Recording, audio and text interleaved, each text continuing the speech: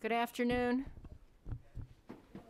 Welcome to the new Wilson Center. I think this is the first time we've used this furniture, and I hope you all agree that it's beautiful, and our thanks particularly to our Director of Communications, Peter Reed, for making this place a lot snappier. Special welcome to the Ambassador of Bahrain, who is, where is she? Right there. And the ambassador from the Arab League, who's right here, to many friends who are on the Wilson cabinet and other Wilson groups, dear personal friends of mine, and to Jim Zogby's son, Matthew. Where's Matthew? Right there. I said, so you brought your baby? And he said, excuse me, I have babies. But according to this mother of four, our children are always our babies.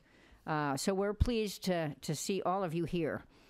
As many of you know, the Wilson Center joined forces, I think it was early last year, with NPR to create a public event series that we call the National Conversation. The quality of the debates during our last few NatCons has been truly spectacular. Our audience engaged with leaders like General Keith Alexander on cybersecurity, Graham Allison on the relevant lessons of the Cuban Missile Crisis, on its 50th anniversary, Henry Kissinger on China's once-in-a-decade leadership transition and its implications for the U.S., and so forth.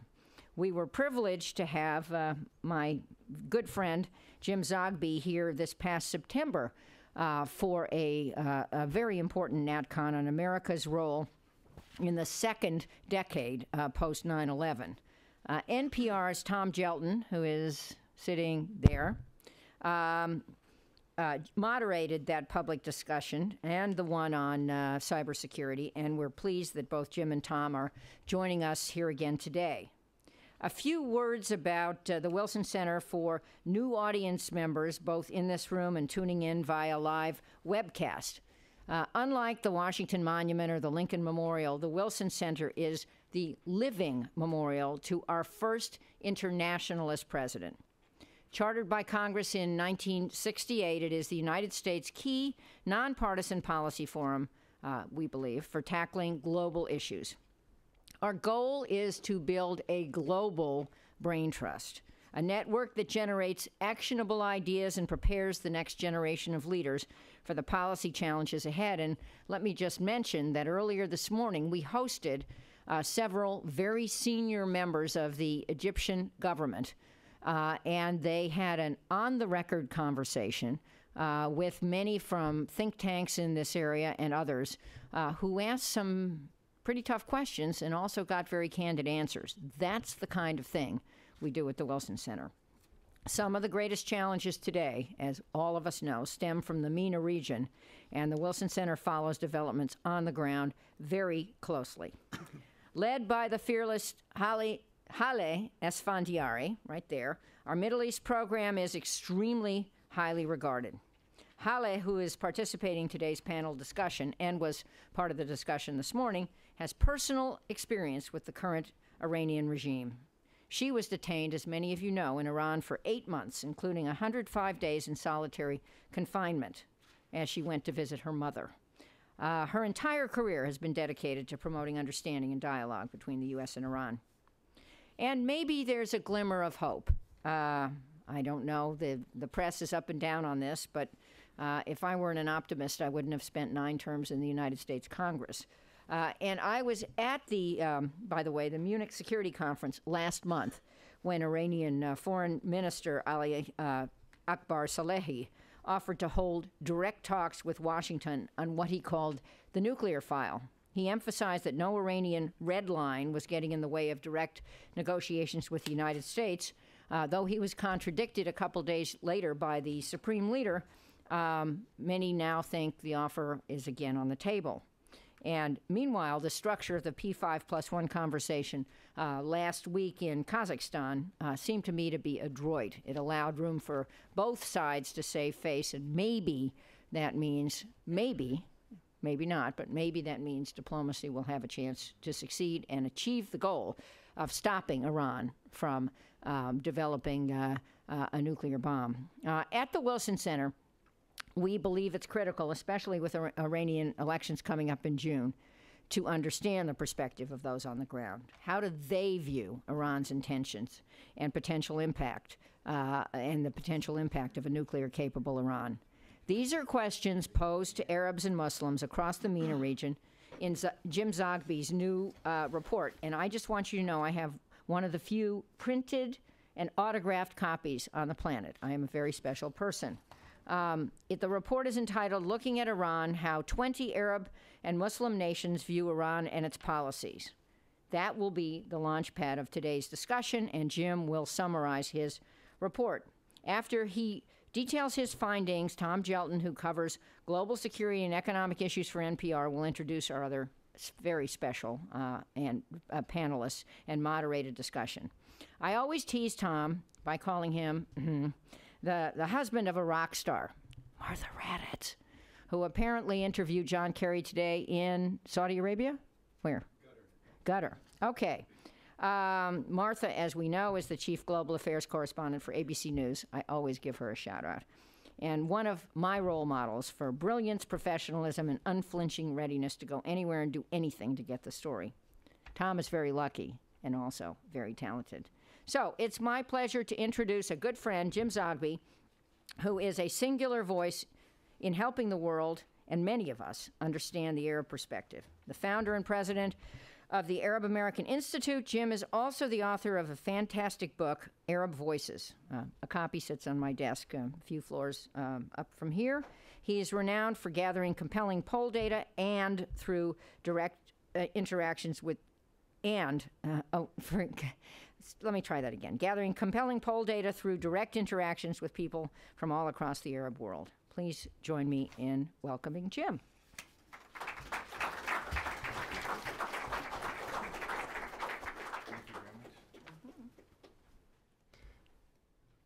We began this project late last year, following up on a whole series of polls that we've done over the last decade in Iran. Beginning in 2002, when we did our first Arab poll, we found very favorable numbers toward Iran. In the 10 Arab countries we polled back then, they were in the 50% range. 2006, we polled again, and we found the numbers had skyrocketed up into the 80% range. Since then, there has been a steady drop, and I will show that to you shortly.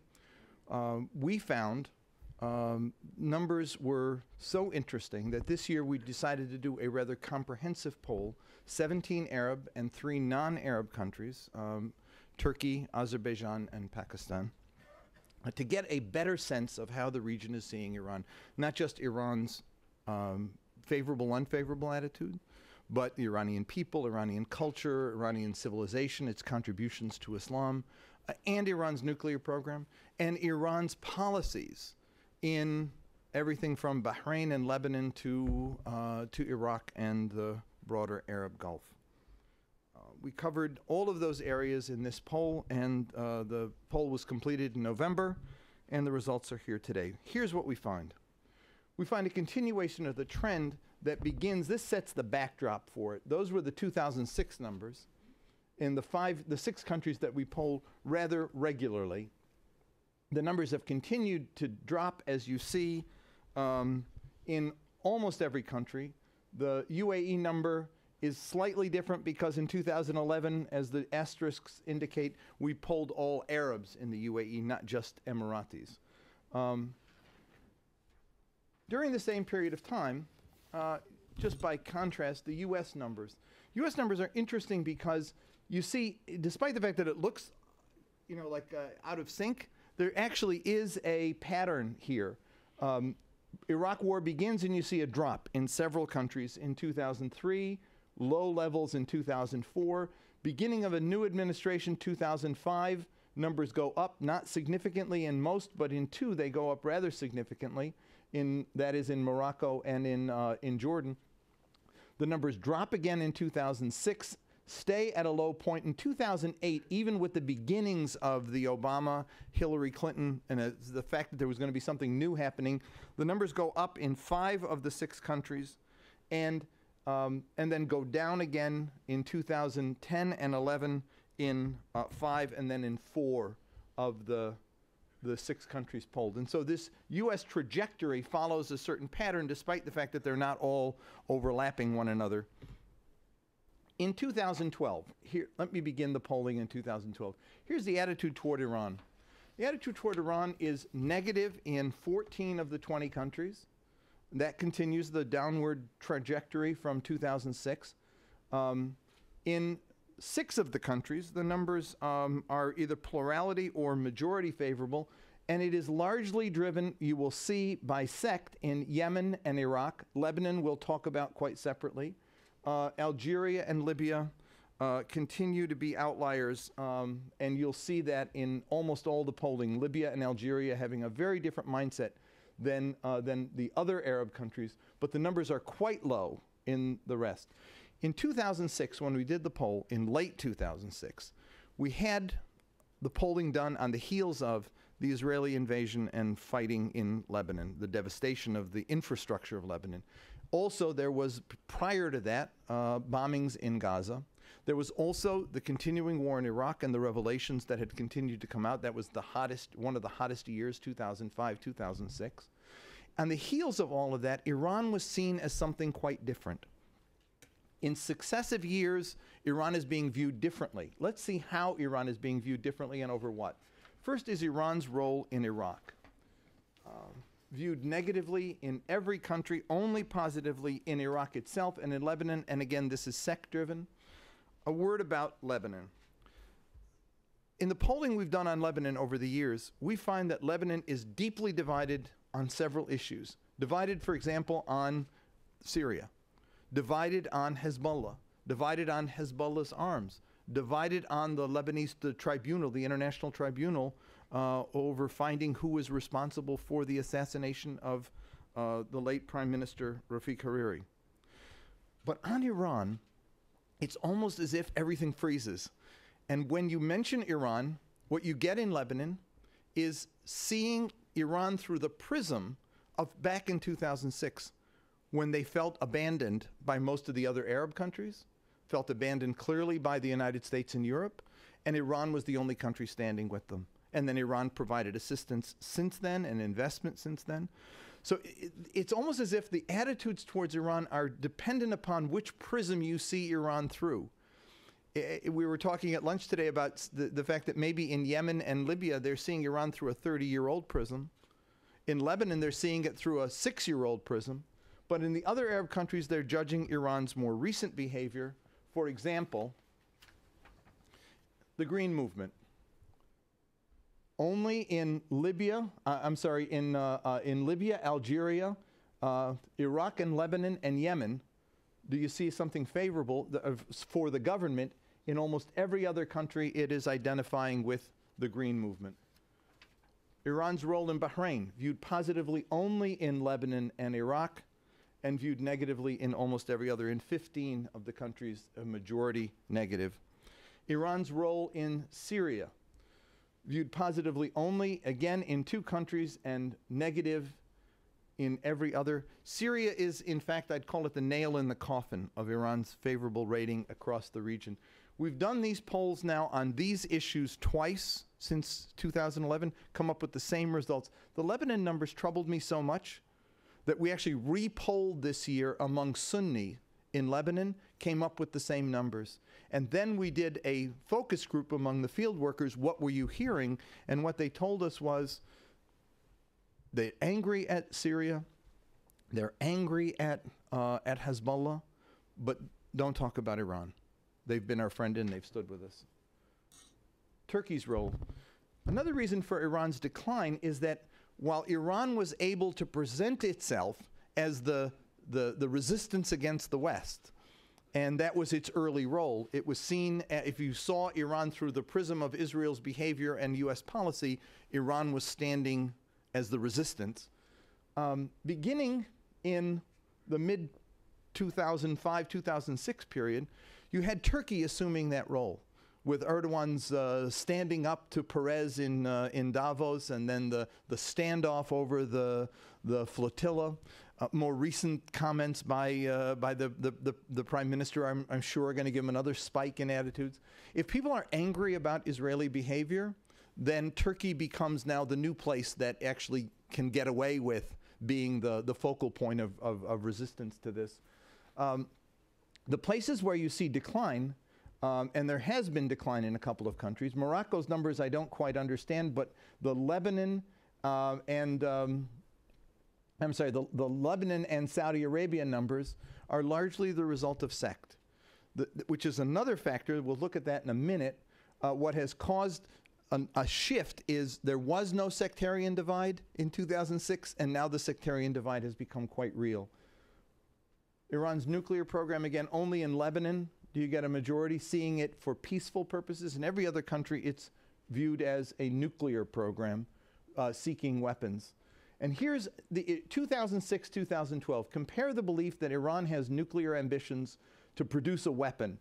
In 2006, almost no country in the Arab world, certainly not Pakistan, only Turkey had suspicions that Iran was seeking a nuclear weapon. Compare it with 2012, Iran's intentions have now become suspect in every country except Morocco. Should there be economic sanctions against Iran? Support for economic sanctions has grown. You now have support in most of the countries.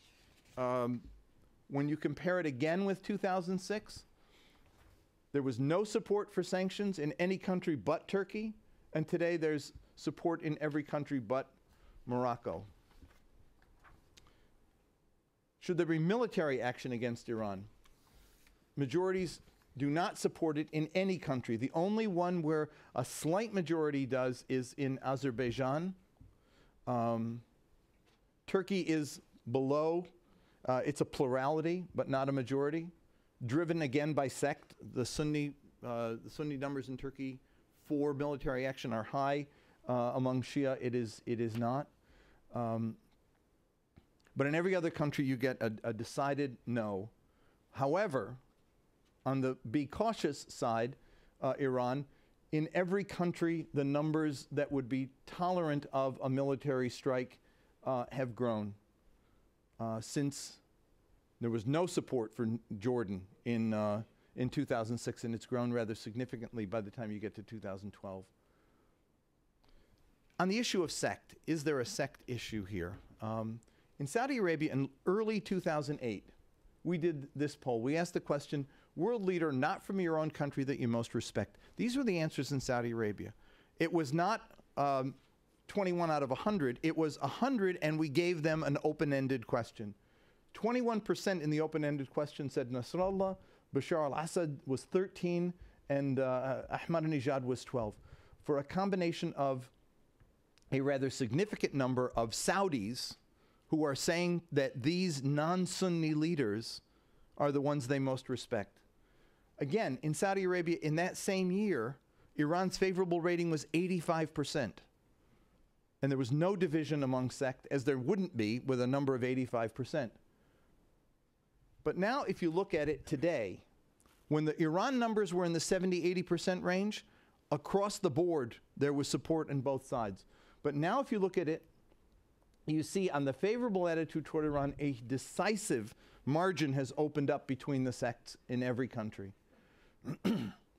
Several factors can be pointed to. Obviously, there has been a lot of propagandizing on all sides. There have been terrorist attacks by extremists coming from Al-Qaeda and others, Iraq in particular, Pakistan. Also, the Shia community has been targeted. Iran's behavior has contributed to it. The result is that you get this gap opening up that is rather substantial.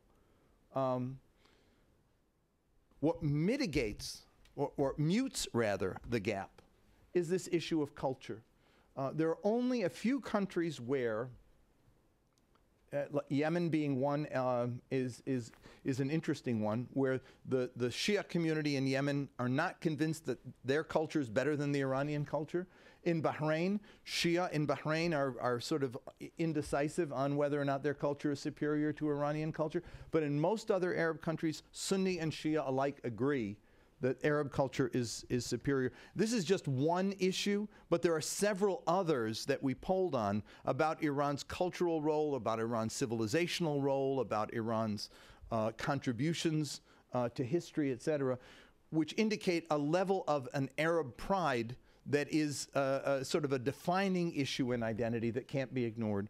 There's just one last issue I wanted to raise, and that is the U.S. numbers. This was maybe another item in the poll that really I found striking. U.S. favorable ratings have not gone up significantly, but they have increased. They're beyond where they were in 2011, where they had sunk down to the Bush level, the Bush years. There was a lot of disappointment after 2 years after Cairo. So many of the promises made had not been fulfilled. In 2012, we saw an uptick to the point where U.S. numbers are back where they were in 2009 when President Obama was first elected. It's almost as if he's getting a second shot at being the president who made the promises to make change. And we found in our follow-ups to the poll, people saying things like that to us. Maybe in a second term he will. He's better than. We hope that. So part of it is a belief in the U.S., and another one is aspirational, a sense, a hope that the U.S. will change. But in any case, favorable ratings went up slightly. What went up significantly was, does the U.S. contribute to peace and stability in the Arab world? And you get the answer, yes. So there is a U.S. role.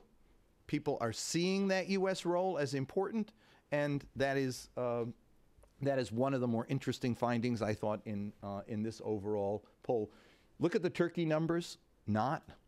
Turkey has a very heady sense of self, we find in our polling. When we ask, should any nation lead the Muslim world or should all nations be equal, this is in another poll. In every nation they say, no, all nations should be equal. In Turkey they say, no, one nation should lead. And of those who say one nation should lead, 100% say Turkey should lead.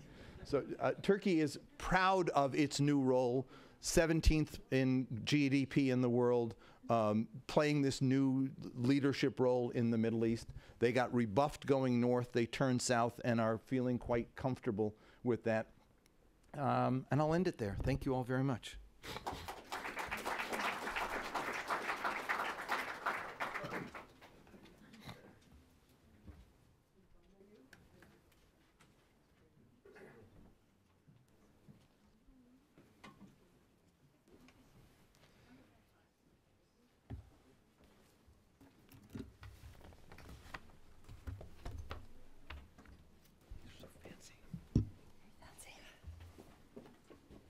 Well, Jim, fascinating discussion. So first I want to thank Jane Harmon and the Woodrow Wilson Center, and speaking on behalf of NPR, let me just say how pleased we are to co-host this series of national conversations around such important and timely issues as we've had here and as we continue to have. This really was a fascinating survey that you did, Jim, and it's going to open up a lot of room for discussion. I want to just, Jane already mentioned who's on the panel, but let me just sort of go through quickly my fellow panelists. First of all, just to Jim's left, Haleh Esfandiari, and as Jane says, you all know her experience in Iran, and she has written about that in her latest book, which is called My Prison, My Home, One Woman's Story of Captivity in Iran. So that's a fascinating story, and I'm really glad that you've been able to share it. Hisham Malham, distinguished journalist from Lebanon, and Hisham and I go way back. Hisham is now the Washington bureau chief of Al Arabiya, the Dubai-based satellite channel, and he knows the Middle East very well, and I'm sure, Hisham, you have some thoughts about the very singular appearance of Lebanon in Jim's survey. Next to him, Barbara Slavin, also a veteran correspondent for many news organizations, and she is the author of a 2007 book, Bitter Friends, Bosom Enemies, Iran, the U.S., and the Twisted Path to Confrontation. And finally, Mark Lynch from George Washington University, a long and distinguished expert on this region as well. I'm going to take the prerogative of the moderator and ask the question or two first of Jim, and then I'm going to turn it over to the panel. I'm not going to invite my fellow panelists to make extended remarks because I do want to have a conversation, but I do want to hear their initial spontaneous reactions to these very dramatic poll findings, if I may say. You know, it's one of the things that's interesting to me, Jim, is that this is kind of a little bit of a counter-narrative to a story that we've heard just in the last couple of years, which is Iran's sort of repairing its relations with the Arab and Muslim world. We have the rapprochement between Egypt and Iran, which is the first in how many years? 30 years. We've got the president of Pakistan just in Iran last week to negotiate a new pipeline deal.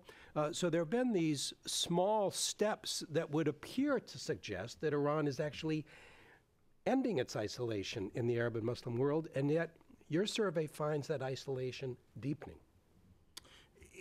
Look, I think that the conventional wisdom was several years ago, and the polling bore it out, that Arab leaders didn't like Iran, but Arab public opinion did.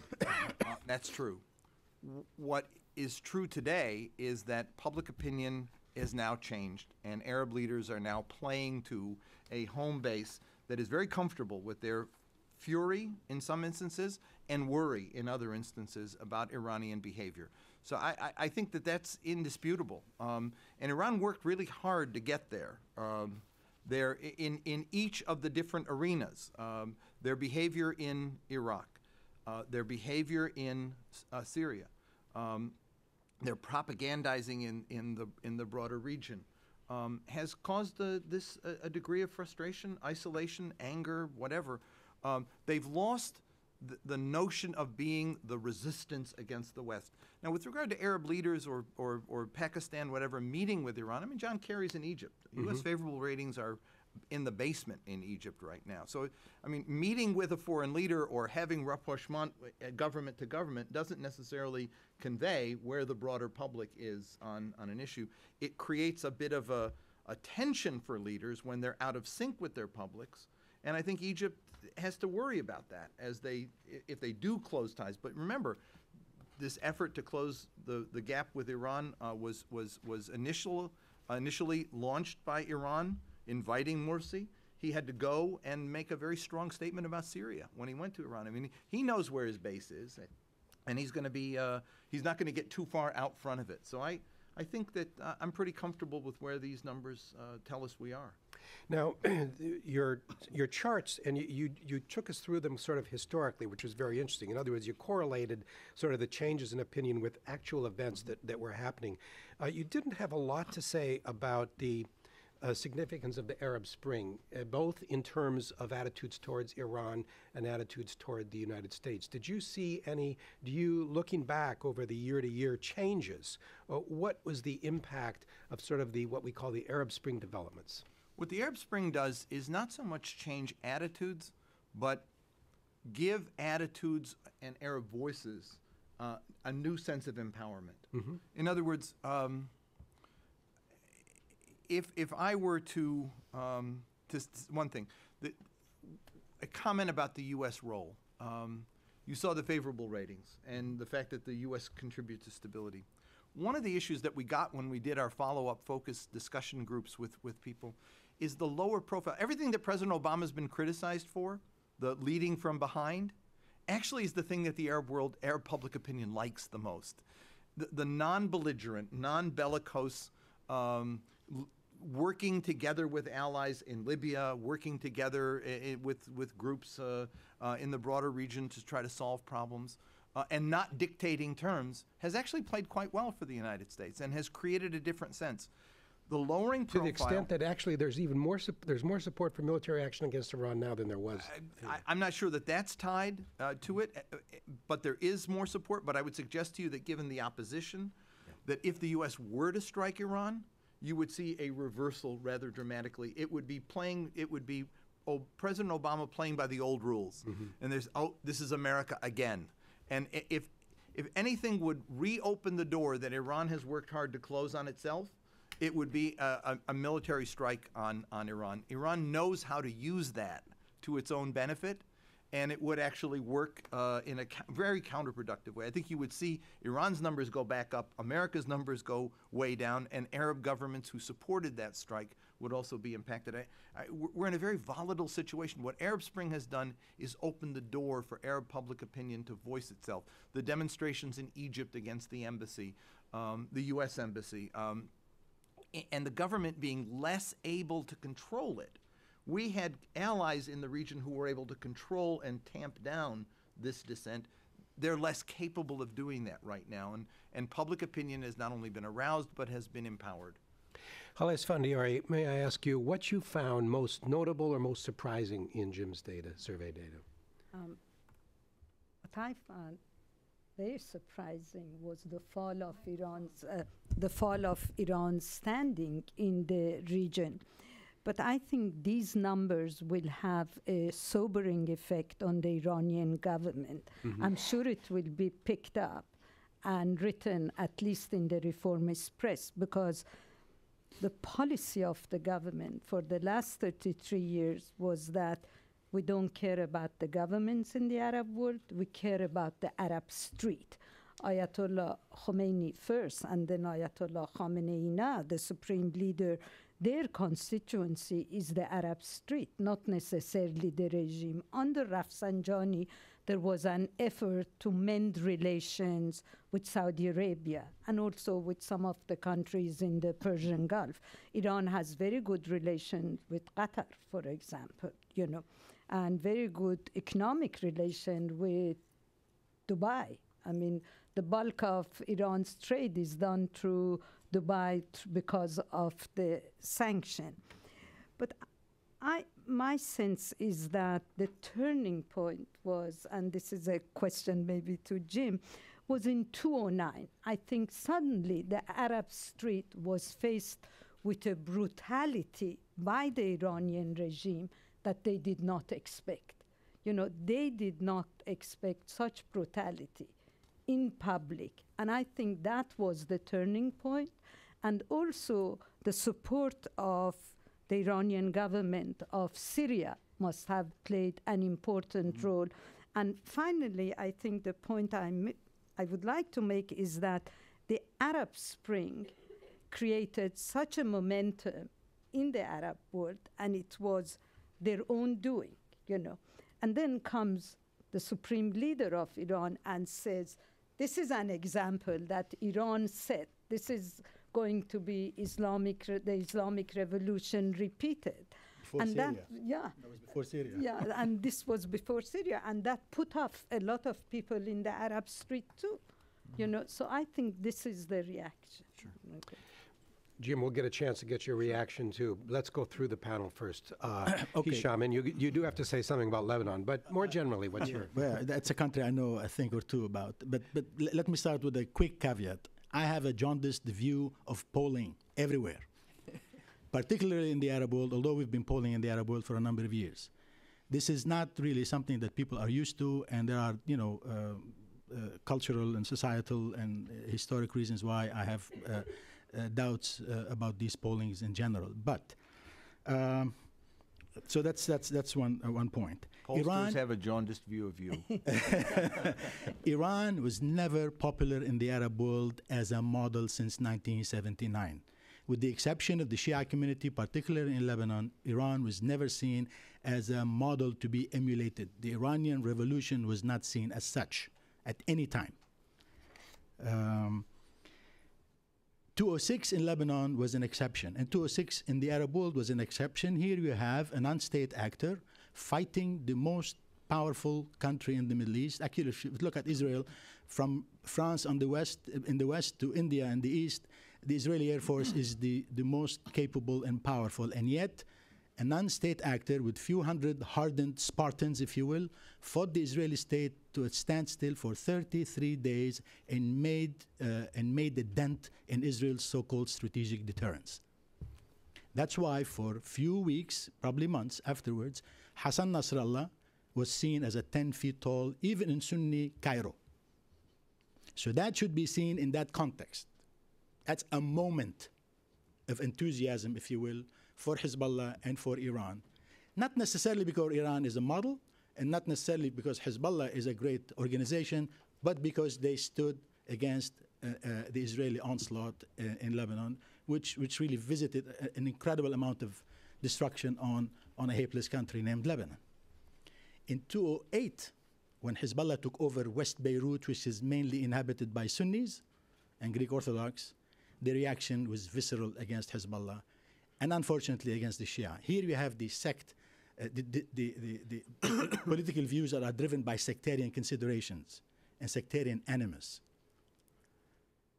Now, the Shia-Sunni divide in the Arab world is worse than I've ever seen in my life, and worse than I've ever seen in modern history of the Middle East, not only of the Arab world, but in the Middle East. And everything is seen, unfortunately, through the sectarian prism. Now, when I was looking at the results, I was dumbfounded by Lebanon. That's Tom was asking me to talk about. 84% of the Lebanese favorable to Iran. I mean, you know the Lebanese, they are infamous for their sectarian beliefs. I mean, the Lebanese think that they are the most sophisticated people in the Middle East. But you scratch a very well-dressed Lebanese and you find a tribal man. And so if you look at that, the Lebanese attitudes through the sectarian prism, there is no way under the sun that 84% of the Lebanese would have a favorable view of Iran. 75% of the Sunnis of Lebanon have a favorable view of Iran. I mean, you know, this is really too much. 81% of the Christians, I mean, I was born in that community. I know a few things about them. Yes, they are divided, but there is no way 81% of the Christians of Lebanon support them. And then when you compare with the same chart, that only 56% of the Lebanese Christians have a favorable view of France, our tender mother, as we call it in Lebanon, Al-Umm al-Hanoun. It's also difficult to believe. And then only 22% of the Christians have favorable view of the United States. I'm not doing a good job as a journalist, believe me, if that's the case. Now, a good model to follow, this was really a shocker. 80% of the Lebanese look at Qatar as a model to follow. What is there in Qatar to follow? I mean, seriously. 88% of Lebanese see Iraq, not Iran, Iraq as a model. I mean, that's also difficult to believe. And Lebanon's Christians, 77% of Lebanese Christians see Iran as a model to emulate. Now, in 2009,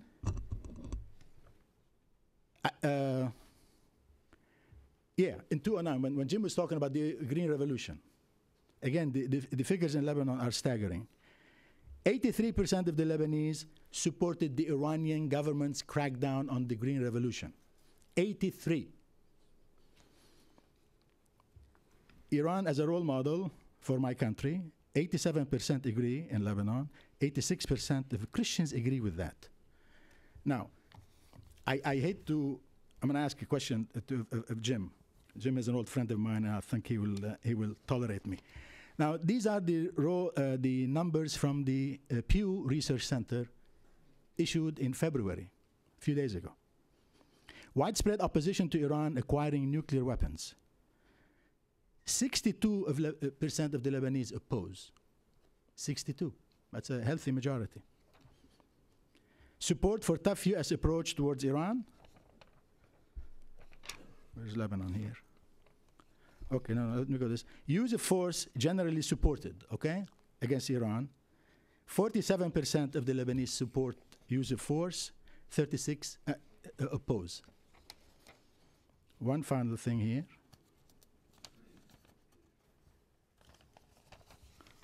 All right. Iran widely disliked. The numbers in Lebanon, 61% dislike Iran. So I mean, it occurs to me that if these poll results are overstating the support for Lebanon, then for Iran, then Iran is really in trouble. I mean, but I mean, my point is that's why I have a jaundiced view of polling.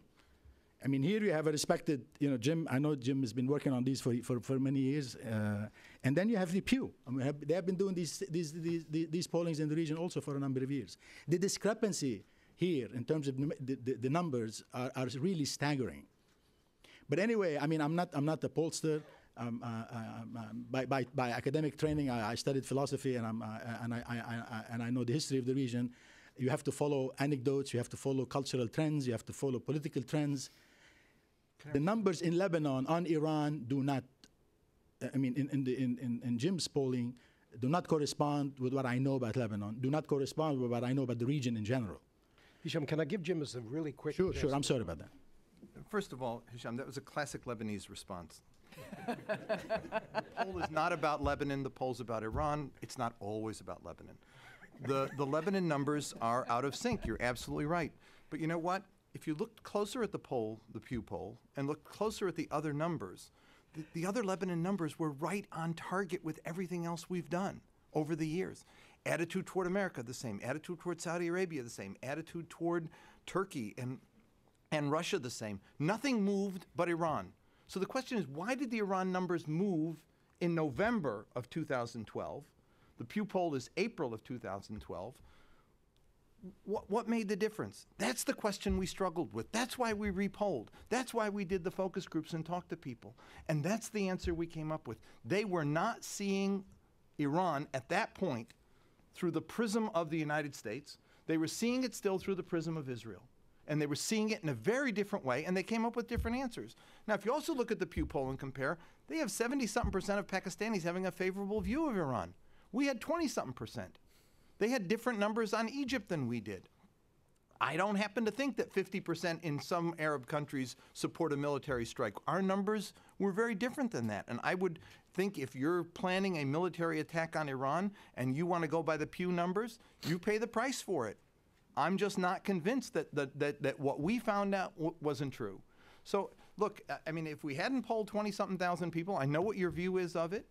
I remember dealing with Liz Cheney and telling her that Saudi women didn't want rights, according to what we saw in our polling, that Saudi men were more supportive of women having equal rights than Saudi women. It was an unfortunate fact that was there. She said, well, I met 4 Saudi women yesterday, and they said that they disagreed with that. And I said, yes, and we interviewed 1,000, and they had a different view. And your 4 were included in that 1,000. I can't dispute the numbers when they've been done twice, when they were redone again. You're also calling attention to trends and not just And absolute. the trends are disturbing, and the trends are real. And the issue is that Lebanon does stand out in these numbers, but the rest of them are on target. And I think that what we have to do is look at the Lebanon numbers and not throw it out, but say, what were they telling us? What were they trying to say here? What made a difference? And what we found as we asked those follow-up questions was that people were saying something about Lebanon's situation in the world, its sense of beleaguerment, its sense of still being threatened, and Iran was playing a different role for them than it was in the rest of the region. And I think that's something to take into consideration. Hisham, I want to get back to you, but first let's let Barbara and Mark have a crack. Yeah, thanks. I think that the support for Iran was an aberration in 2006, but there was also a certain admiration for Iran. I remember living in Egypt in the 1980s, and there was a sense that Iran was more democratic than any of the Arab countries. And expressing admiration for Iran was a kind of protest vote. It was like voting for Beppe Grillo in the Italian elections or Ralph Nader. It was a way of sticking your finger in the eye of the pro-Western autocrats that were in charge of your own system. So once those governments started to be overthrown, there was no longer a need. And of course, Iran, as Hala pointed out in 2009, cracked down viciously on its own people during a presidential election and still has 2 presidential candidates under house arrest. So whatever sense of admiration started to disappear then, and I agree with you, Jim, that the nail in the coffin definitely has been Syria. But we also, for me, the interesting results were also ethnic. They weren't just sectarian. And ethnic in the sense of the Turks and the Azeris, I found most fascinating that even Azeri Shiites disliked Iranians as a people by a margin of 71% to 26%. What does it say that Azerbaijan has such a negative view, that Turkey has such a negative view? And I'm going to quote a Middle East scholar named Shireen Hunter, a very good one, who wrote a book on Iranian foreign policy not long ago. And she calls Iran a strategically lonely nation. And indeed it is. Its closest relationship with a neighboring state has been with Armenia, which you did not poll. I'm not sure why. And Armenia is not exactly a powerhouse. Iran is Persian, it is Shia. It has historically not had good relations with Turks, with Arabs, Shia and Sunni. So I think your poll just confirms that. With these added factors, the nuclear issue, which I found fascinating, that there are even small numbers that would consider supporting military action, and of course Syria. Mark Lynch? Great, thanks. I would echo some of Hisham's concerns about polling, not about your polling, but about polling in general in the Middle East. I think it's gotten a lot better than it used to be, Hisham. I think that it's far more commonplace now, far more standard. Newspapers do it all the time. The reports the findings are reported. So I'm less concerned about that, about the cultural issues that you're talking about. But I am worried about trying to poll in what are effectively failed states or conflict zones. In Yemen, in particular, the findings in Yemen were ones that jumped out at me, not because there's anything particularly that I would object to the way Hisham did, but just because Yemen is a mess and polling there is not going to be easy. And it might be interesting to talk about some of those cases. I just had a couple of thoughts on how you might interpret the data, taking it at face value in a slightly different way. I think we sitting here in Washington have a real temptation to look at this and see what is essentially a good news story, that Iran's favorables are down, that means their influence is down, that must mean by extension that ours are up, or that at least our allies are in a better position. And there's certainly something to that, although I agree with some of the other speakers that if there were military action, I think that would reverse quite quickly. I think that we shouldn't read that as a green light for military action because I think that would certainly put us back in the prism, as Jim puts it, of American interventionism.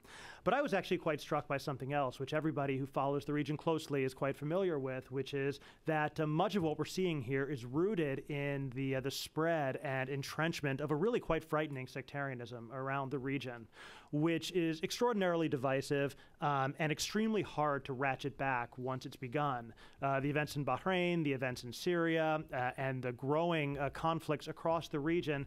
And what's striking is that you see these even in places with very few Shia in the population.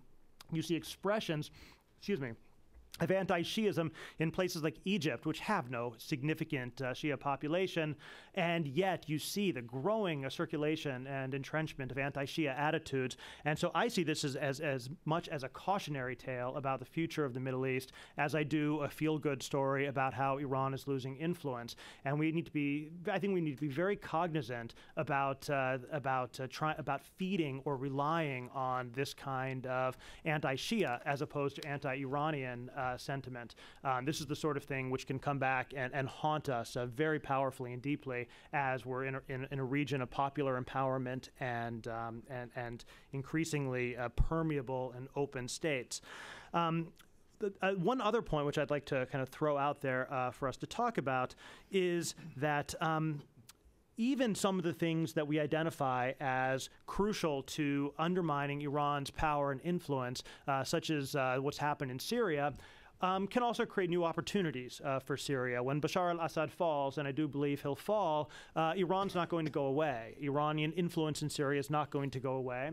And one could easily imagine the emergence of an insurgency which is fighting against what appears to be a pro-Western-backed regime in Damascus, which could prove to be quite popular to certain sectors and pockets within the Middle East. In other words, we have to be very careful about thinking about this in an ahistoric way or in one where we only see our perspective rather than the other perspective. And I would just finally note that viewed from Tehran, this all looks quite different, I would imagine. And I'd be curious to hear Hala's and Barbara's take on this, that when you talk to Iranian officials, they see a region where America's allies are under siege, where Islamic movements are on the rise, and that they might look at this kind of narrative of a collapsing Iranian position and say, ha, those Americans are fooling themselves. And they can read these opinion surveys all they want, but we know that the power is shifting in our favor. Now, I wouldn't necessarily agree with that, but I think it's very important that we not project our own reading of this data onto Tehran.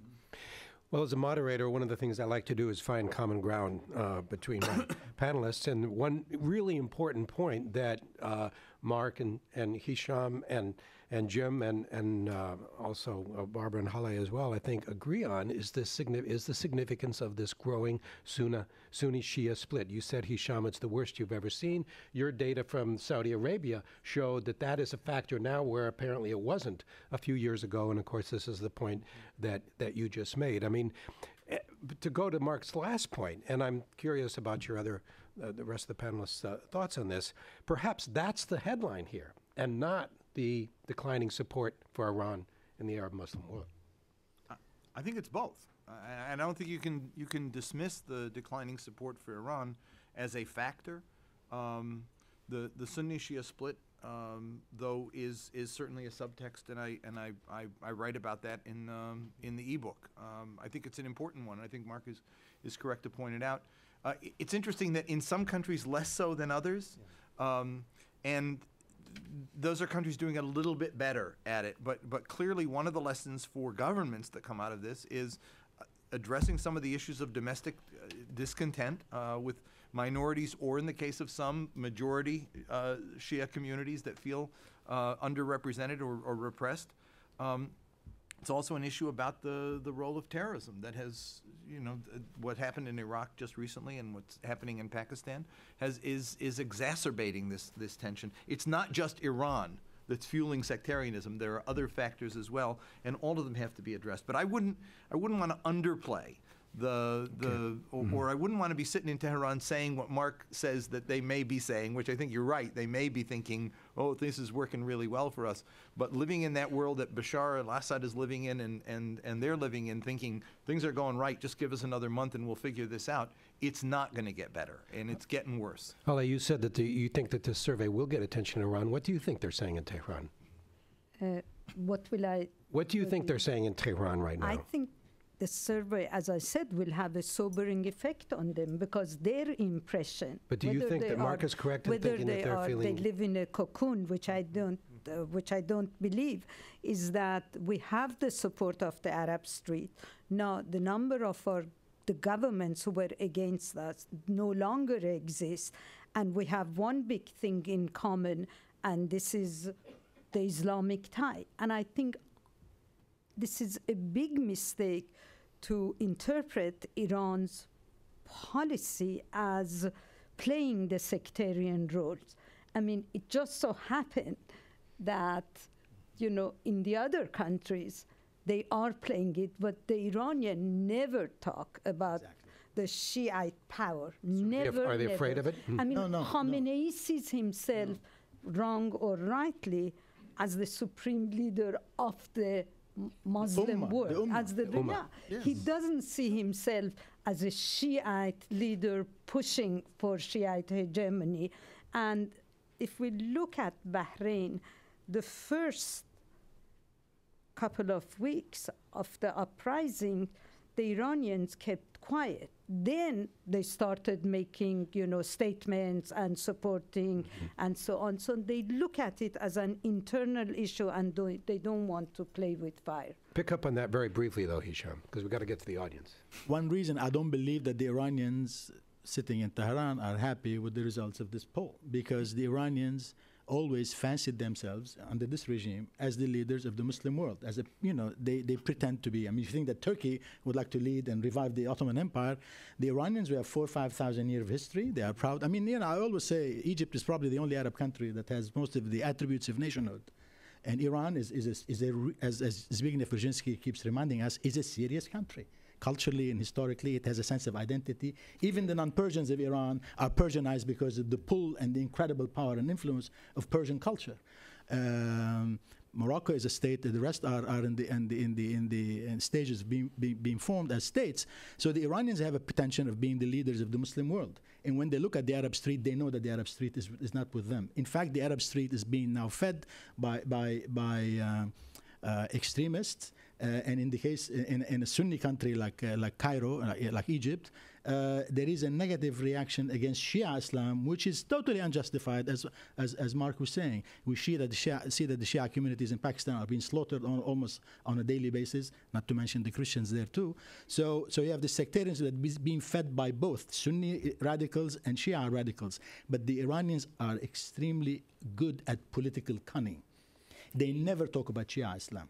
Hezbollah, I mean Hassan Nasrallah, who is as sectarian as you can be, never uttered the fact that we represent the Shia. When they support an offshoot of Shia Islam, the Alawis the Alawi regime in Syria, they don't put it in those terms. They always invoke quote unquote resistance. That's the new jargon that they use: resistance against the American hegemony, Israeli hegemony, and Syria as part of that alliance, axis of resistance to these kinds of hegemony. So they cannot be happy with what's taking place in the Arab street, if there is such a thing as an Arab street, and also they cannot feel comfortable with the split between the Shia and the Sunnis in the region, because it hurts their ambitions. Barbara. Yeah, I was in Iran in August, and I had an interesting conversation with Ali Larijani, the Speaker of the Parliament, and also his national security advisor. And I mean, the Iranians are very pragmatic, and they also think they're very far-seeing. And their view was that the United States would come around and seek a better relationship with Iran because of a couple of factors. They see the Taliban as reemerging in Afghanistan as the U.S. withdraws, and they see Syria menaced by al-Qaeda types, and they think that the United States is going to realize that it's really got much more in common with the Iranian side, like we did after 9/11 when al-Qaeda struck in the U.S. So they have this view that that kind of transcends sectarianism in a way, but that also focuses on the fact that they are the enlightened Islamic fundamentalists and the Sunnis are the crazy ones, and why don't the Americans see that? We're going to open it up to the audience in a moment. Mark, I wanted to just sort of call attention to one country we haven't talked about here, and it's one that we should care a lot about because we've invested so much there, and that is Iraq. Boy, you look at these findings and you have to come to the conclusion that we don't have a lot to show for our investment in Iraq, at least as far as their views of Iran are concerned.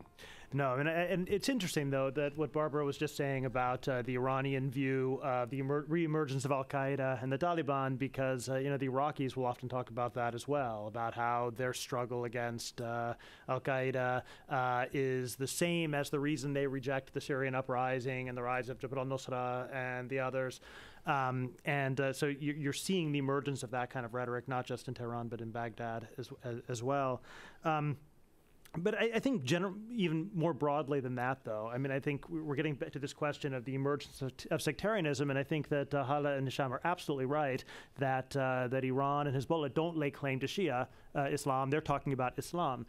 The Gulf media, on the other hand, never stop talking about sectarianism. The Saudi media, the Gulf media in general, they want to label Iran as Shia in order to isolate them within Shia communities. And I think that when you're looking for what is the origin or what is driving a lot of the sectarianism, I think you have to put a lot of attention there as well, that there's a political battle going on in the media, and Iran wants to be resistance and Islam, and the Gulf would much prefer that Iran be Shia. And so when you read these poll results, you can kind of see both of those things taking, yes. Well, I'd like to turn it over to the audience now and give you a chance. We've sort of thrown out some very provocative findings here. I'm going to go to you, sir, first in the back there. And please wait for a microphone. Again, as Jane said, this program is being webcast, so we want our listeners and viewers all over the world to hear what you have to say. If we can get that microphone working. Maybe one on this side in the meantime. Or nobody is there anybody that's near a microphone that's working?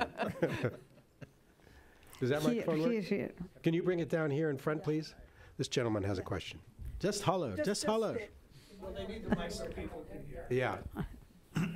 Let's see, test. Okay, we're working. Hi, John Molesky, host and moderator of Dialogue at the Wilson Center. And my question is, if Hala is correct and Iranians care... Always correct. Of course, she's always... I know that. But and Iranians care about their clippings, essentially, and care about public opinion. Do they care enough to do anything about it? And if so, what are some of the things they might do to try to improve their standing? Get out of Syria. You want to go, Holly? The Iranians, first, I mean, we really truly have to wait to see how they will react to these polls. They will start criticizing Jim very heavily, saying that, probably the rest of the Arab would think like Lebanon and Iraq and Yemen and Algeria, and then he must have been biased when he went to the wrong people. And I think they will downplay their popularity among the Shia. They definitely will not play that up. I mean, they would play up their popularity in Lebanon, they will play up their popularity in Algeria or in Yemen and so on, and then, but decide what they have done wrong.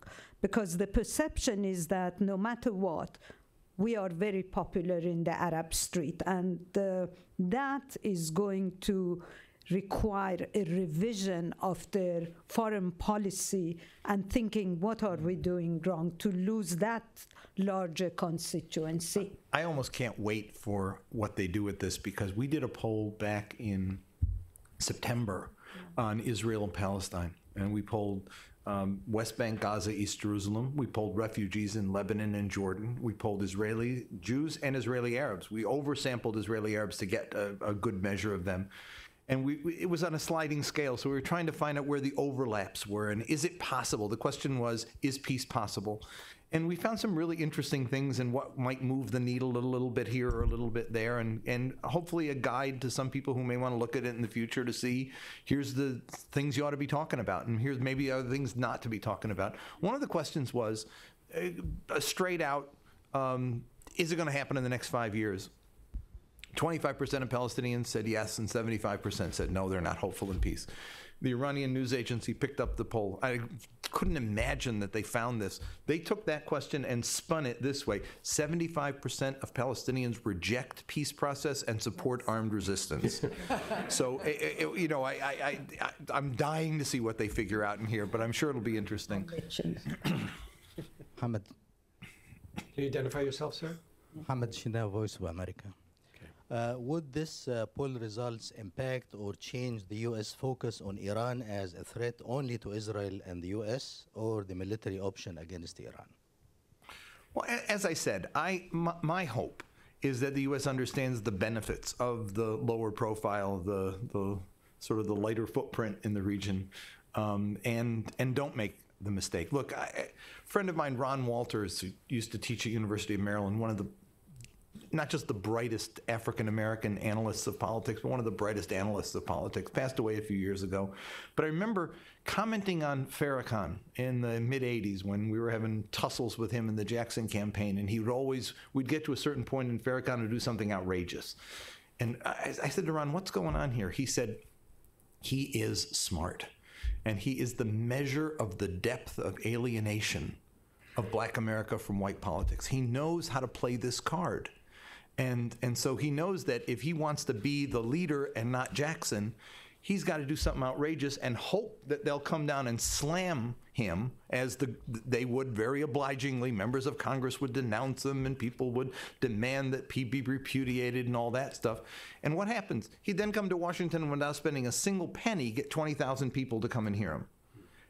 That's Ahmadinejad. He gets it. And so he knows that when his own behavior closes the door on his popularity, he waits for Israel and the United States to open it back up for him. My hope is that we don't open that door for him by doing something unilateral, or Israel do something outrageous, or play into that alienation, because what worked for him in 2006 was he was the answer to the outrage. The question is, he's now the outrage. And I'd let him stew in his own juice for a bit, instead of giving him what he wants, which is to become the center of attention again and be able to play off of that as being the resistance against the West. I think Barbara's right. That door is probably permanently closed, but nevertheless, that's what they're hoping for, is to once again be the center of attention. He had shoes thrown at him in Cairo, may I remind you. So, yeah, that door is closed, They missed, unfortunately. Who among us has not had shoes thrown at him? Ma'am. My name is Amal Mudallili. I'm a senior scholar at the Wilson Center.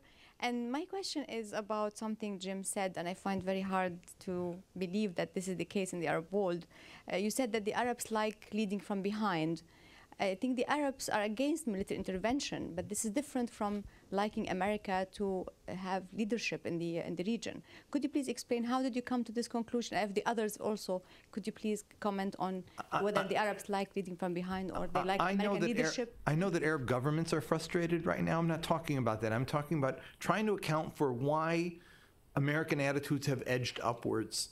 And when we talk to people and ask them follow-up questions, what we gathered from it was that the lower profile, the working cooperatively, not being George Bush, not being sort of the aggressive, bellicose, do it my way or the highway approach, was actually working with public opinion. That doesn't mean that Arab governments are reconciled to that behavior.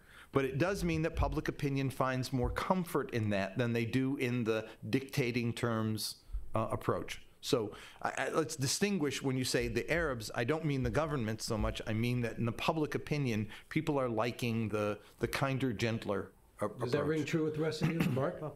I would say that as with most people, when Arabs say that they want strong American leadership, what they mean is they want the United States to do what they want. And if the United States pursues a different policy, then they would prefer not to have U.S. leadership.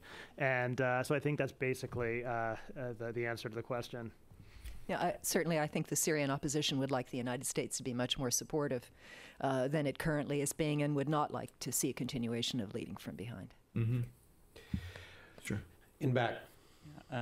Matar Ibrahim, former MP from Bahrain. Former what, sir? Former MP from Bahrain. Okay. Matar Ibrahim. I'm interested in the comments raised by Mark about the impact of sectarianism on such polls. My question is, what will be the impact on such rising sectarianism in the region on United States, and how should they respond to it? The second question is related to the comments by James. I don't know if I'm mistaken. You twicely said that the result about your poll in Iraq and in Lebanon is sectarian-driven. Why just in Iraq and Lebanon sectarian-driven, not in all the region? And why Bahrain was not part of this sectarian-driven and thus in this result also? Thanks.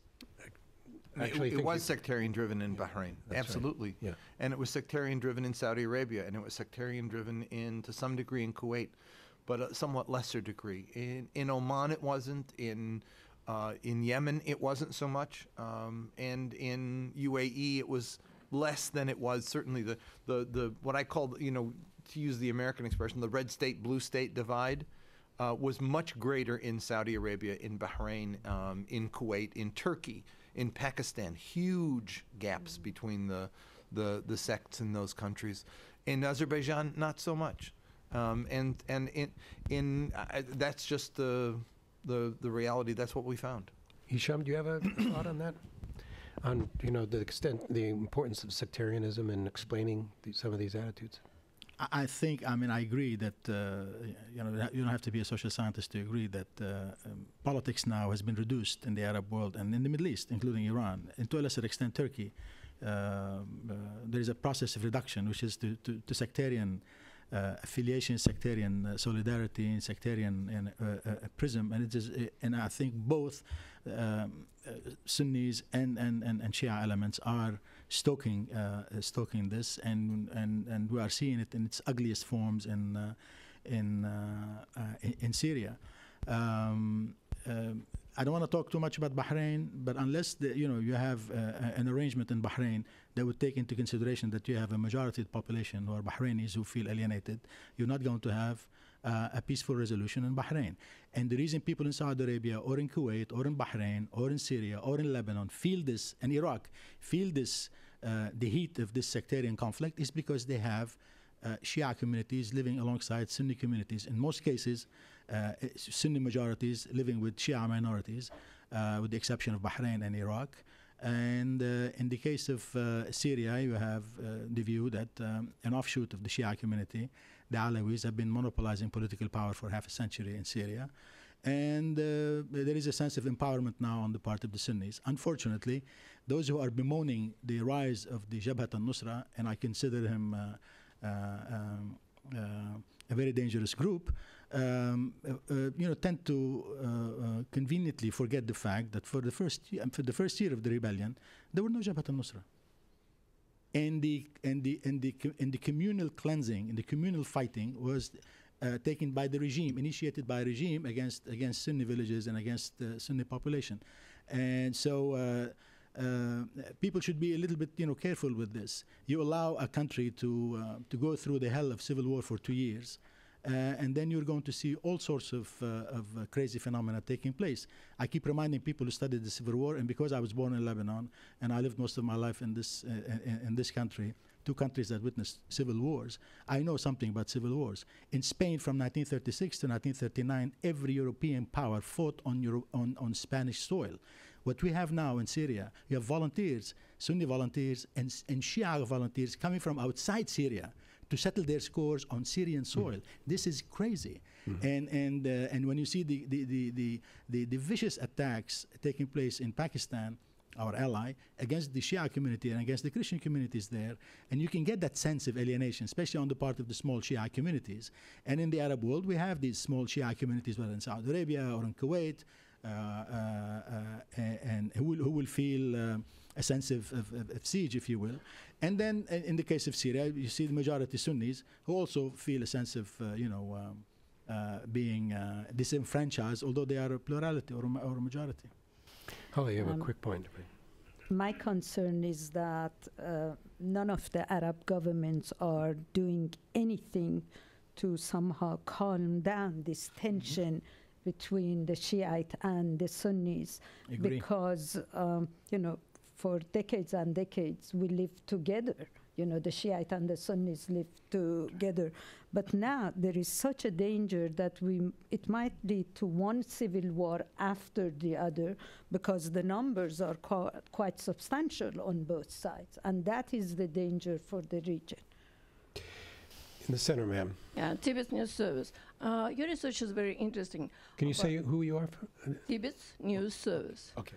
Yeah, I liked your research, but I have a question about the quality of the audience which participated in this research. For example, their level of education, income, female, male, and what was the technique of your research? All the polling done was face-to-face. The demographics, the full report is available, and I can show you the demographics were fairly consistent with what we know to be the demographics of the country in terms of male-female, in terms of education level, in terms of region of the country.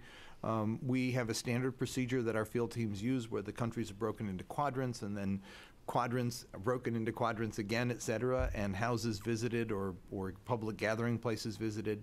And in some instances, quotas are set, and we want to make sure that we get the right number of men and right number of women.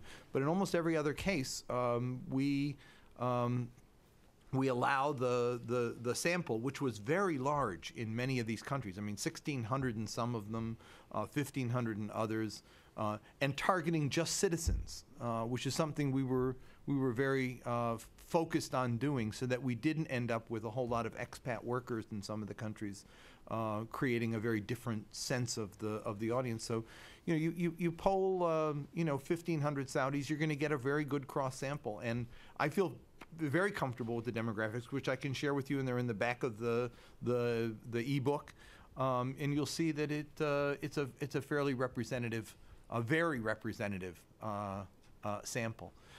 Let me just make a point. You mentioned something about Qatar before, which I thought was interesting. We ask not just favorable, unfavorable toward the United States and Iran and whatever, but we asked a whole range of countries, and the Qatar numbers were good. Even better were the UAE numbers. In almost every country, favorable. What's that mean? Does it mean that Lebanon wants to be UAE or wants to be Qatar? No. But what it means is, what does Qatar mean? What does UAE mean in the broader region? And what it means is, it works. Yeah, they want to be rich. Right. It works. They see communal coexistence. They see wealth. It's sort of like living in the hustings here and looking at New York. and saying the big city with the lights and the glamour and whatever. So it's kind of, I advise you to take a look before you sort of just surface look at one headline or another headline. There's lots of subtext headlines. Jim, how many people did you poll? 20,051. And what was the time span? The time span was an average of about 3 to 4 weeks per country, beginning in some cases in mid-September, but ending in November. But it was a no more than 3 to 4 week period per country. It was just, we staggered it because it was 20 countries. It was a lot of work. And the data of the actual dates and the cities covered and the, et cetera, and all the demographics are available in the ebook.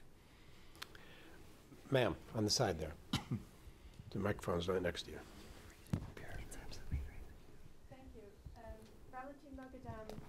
Director of International Affairs at Northeastern University in Boston. Dr. Zogby, I'd like to ask you a couple of questions regarding what I see possibly as anomalies. So if we pose the question, what has changed since the Arab Spring? Certainly your data show that attitudes toward Iran, attitudes towards the U.S., although this is my first anomaly, that, and perhaps this was a misreading of the graph or the bar chart, but Libya, only 45% of the public responded favorably regarding the U.S.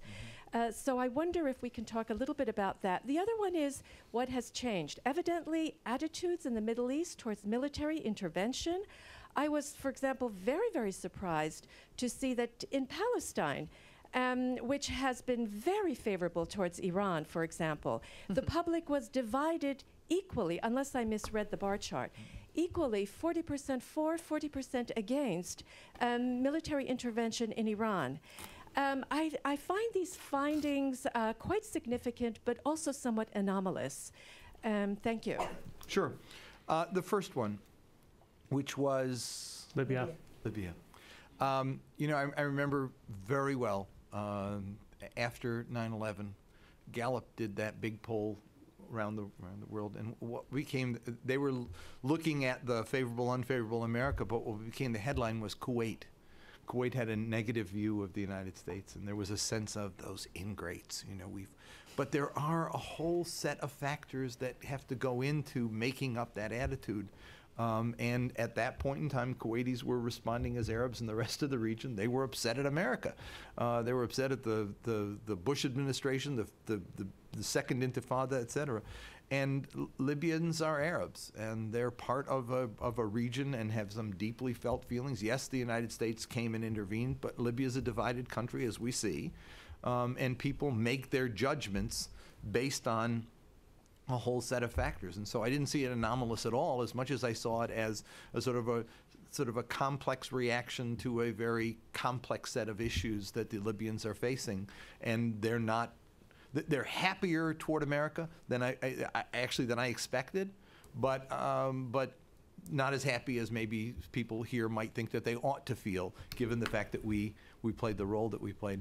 On the second question was Palestinians. About military intervention. My numbers are different than the Pew numbers.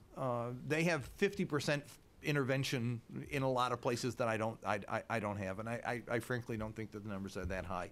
But they have edged upwards. There's no question that they've edged upwards.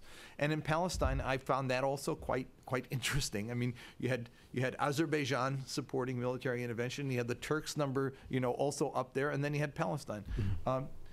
Basically, it means Iran rings a negative bell in Palestine, is what it means, and maybe for every reason they feel Iran's intervened in their domestic affairs in some ways, and so you got a split. It was like a 50-50 split in Palestine, not at all unusual given some of the internal divisions that exist in the country. They don't hold, they're not holding any water right now for Iran. And so I think that, there's a story there, but the story is Palestinians are divided, and half of them are not really friendly toward Iran, but bottom line. Jane Harmon has established a couple of traditions here. One is that we end on time, and the other is that we give each panelist a chance to make about a 30-second parting shot takeaway. So a very quick point, and I'm going to skip you, Jim. You've had more than enough of your time. So start with Hale. Quick, one final point to make before we break. This polling is going to be a shock to the Iranian government, and we should see how they will react to it. I'm as curious as you are, Jim, but I'm also very concerned about this sectarian divide that is developing in the region. I agree with the sectarian divide, and I think we are likely to see it heightened further in Syria. That could lead to the breakup of the country. I see a potential spillover to Iraq. I see a potential spillover to Lebanon. Lebanon is a very brittle country, a very brittle political structure. The same thing in Iraq. So unless the war in Syria is contained, the next 6 months to a year, we are likely to see more bloodshed in the neighborhood around Syria. I think Iran has always been strategically isolated since the time of the Shah, and even more so since the end of the Shah's regime, because of very feckless diplomacy and actions by the Iranian government. I think 2006 was an anomaly and will not come back again.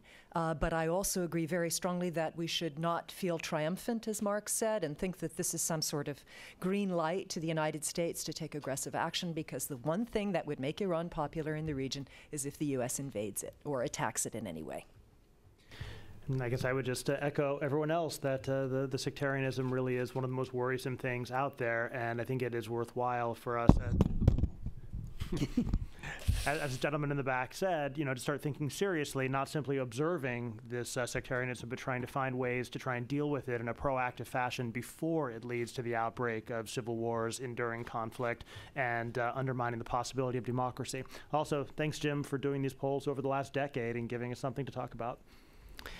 And thanks to all my panelists, and thanks to you for coming today and enlivening our discussion. I just want to remind you that if you want to sort of relive or any aspect of this discussion, you will find it archived on both the NPR, well, I don't know about the NPR website, the Woodrow Wilson website, right? Woodrow Wilson Center is going to be a new app on your iPhone. Okay, thank you very much, everyone. Thanks, everyone.